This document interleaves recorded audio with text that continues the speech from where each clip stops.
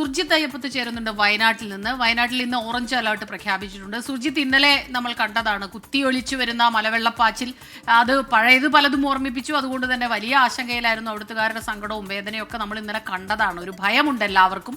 ഇന്നിപ്പോൾ എന്താണ് സ്ഥിതി? നല്ല മഴയുണ്ടോ? നിലവിൽ ഇപ്പോൾ സ്മിത മഴ ഘട്ടം ഘട്ടമായി, അതായത് ഇടവിട്ടാണ് മഴ പെയ്യുന്നത്. ഇടവിട്ട് ശക്തമായ മഴയാണ്. ഇന്നലെ രാത്രിയിലും ഇടവിട്ട് ശക്തമായ മഴയാണ് പെയ്യുന്നത്. ഇപ്പോൾ ഞാൻ നിൽക്കുന്ന സ്ഥലം കൽപ്പറ്റയാണ്. കൽപ്പറ്റയിൽ ഇപ്പോൾ മഴയില്ല. പക്ഷേ മറ്റു പല മലയോര മേഖലയിലും മഴ കൂടുതൽ പെയ്യുന്നുണ്ട് എന്നുള്ള തരത്തിലുള്ള വിവരം നമുക്ക് ലഭ്യമാകുന്നുമുണ്ട്.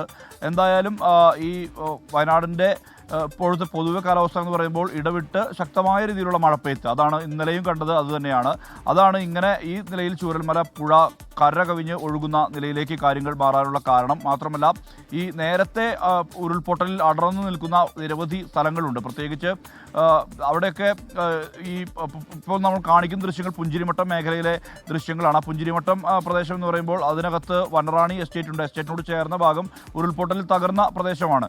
ആ കഴിഞ്ഞ ഉരുൾപൊട്ടലിൽ തകർന്ന പ്രദേശത്ത് വീണ്ടും മണ്ണിടിച്ചിലുണ്ടായി. ആ മണ്ണിടിച്ചിൽ ഉൾപ്പെടെ അതാണ് ഇങ്ങനെ പുഴ കലങ്ങി മറിഞ്ഞൊഴുകാനുള്ള ഏറ്റവും പ്രധാനപ്പെട്ട കാരണം. അതുകൊണ്ട് തന്നെ ഈ മഴയുടെ വെള്ളത്തിൻ്റെ നീരൊഴുക്ക് കൂടിയ ഘട്ടത്തിൽ വലിയ രീതിയിലുള്ള ആശങ്ക ആളുകളെ സംബന്ധിച്ച് പ്രദേശവാസികളെല്ലാം തന്നെ പങ്കുവയ്ക്കുന്നുണ്ടായിരുന്നു. എന്തായാലും ഇതുമായി ബന്ധപ്പെട്ട് ചില സമരങ്ങൾക്കും ഇന്നലെ സാക്ഷ്യം വഹിച്ചു ചൂരൽമല.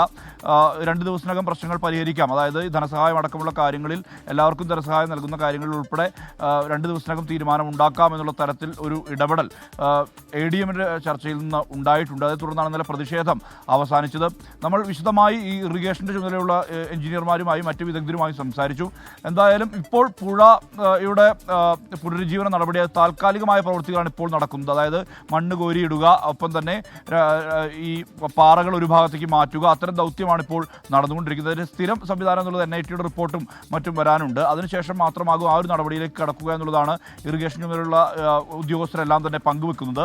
എന്തായാലും ആ നടപടി ബലപ്പെടുത്തുന്ന നടപടി, ഇരുഭാഗങ്ങളും ഇരു കരകളും ബലപ്പെടുത്തുന്ന നടപടികൾ പൂർത്തിയാകുന്നതോടുകൂടി പുഴ അത് സുഗമമായി ഒഴുകുന്ന രീതിയിലേക്ക് ആ സംവിധാനത്തിലേക്ക് മാറാൻ കഴിയുമെന്നുള്ള ആത്മവിശ്വാസം ഉദ്യോഗസ്ഥരെല്ലാം പ്രകടിപ്പിക്കുന്നുണ്ട്. അതേസമയം ഈ ബത്തേരി മേഖലയിൽ ചില കുടുംബങ്ങളെ മാറ്റിപ്പാർപ്പിച്ചിട്ടുണ്ട്. പുഴങ്കുനി ഉന്നതിയിലെ കുടുംബങ്ങളെയാണ് മാറ്റിപ്പാർപ്പിച്ചിരിക്കുന്നത്. അത് കല്ലൂർ പുഴ കര കവിഞ്ഞ് ഒഴുകുന്നൊരവസ്ഥ ഉണ്ടായിട്ടുണ്ട്. നേരത്തെയും, അതായത് വയനാട്ടിൽ എപ്പോൾ കനത്ത രീതിയിൽ മഴ പെയ്താലും ഈ പുഴങ്കുനി നിവാസികളുടെ അവസ്ഥ എന്ന് പറയുന്നത് അവരെ ഉടൻ തന്നെ ഒരു വയലിനോട് ചേർന്ന് കിടക്കുന്ന ഒരു ഉന്നതിയാണ്. അവിടെ വെള്ളം കയറും. ആ വെള്ളം കയറുന്നതുകൊണ്ട് തന്നെ ആളുകളെ മാറ്റിപ്പാർപ്പിക്കും. ഇത് മുൻകരുതൽ നടപടി എന്നുള്ള നിലയിലാണ് കുട്ടികളടക്കം 8 പേരെ തിരുവണ്ണൂർ അംഗൻവാടിയിലേക്ക് മാറ്റിയിരിക്കുന്നത്. അവശേഷിക്കുന്ന കുടുംബങ്ങളെ ക്യാമ്പിലേക്ക് മാറ്റാനുള്ള നീക്കമാണ് ഉള്ളത്.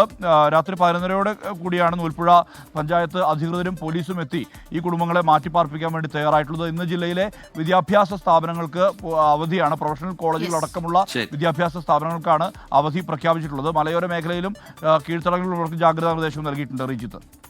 ശരി, സുർജിത്ത് അയ്യപ്പത്ത് വിശദാംശങ്ങൾ നൽകുകയായിരുന്നു. വയനാട്ടിൽ ഇടവിട്ടുള്ള മഴ ഇപ്പോഴുമുണ്ട്. ഇടുക്കി, മലപ്പുറം, വയനാട് ജില്ലകളിലാണ് ഓറഞ്ച് അലേർട്ട് നിലനിൽക്കുന്നത്.